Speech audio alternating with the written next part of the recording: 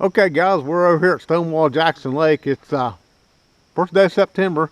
JC just caught this nice fish, about 3 pound on a crankbait, and he's going to show you what type of equipment he uses to catch these fish.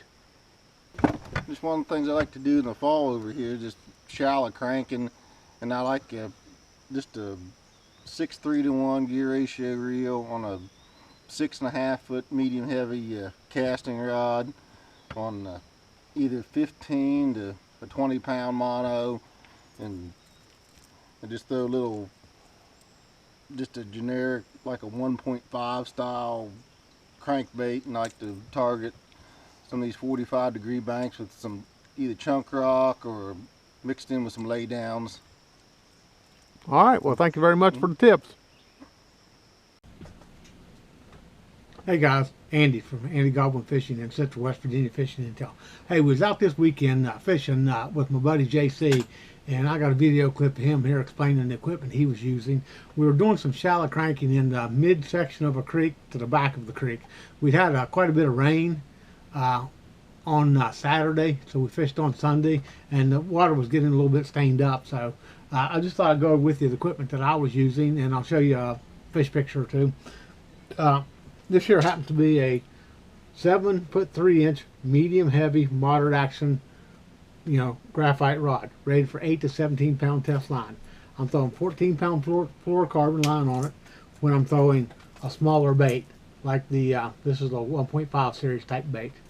Now if I go up to a great big bait like one of the big balsa baits, or this here happens to be a big Lucky Craft, I use the same rod, but I'm beefing it up to 17 pound test line.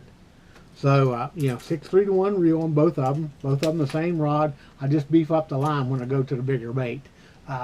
Reason we fish these graphite type rods instead of the fiberglass rods is I'm looking to pull those fish out of the cover. I'm cranking timber, down trees, and things like that. So that's kind of what what I'm looking for.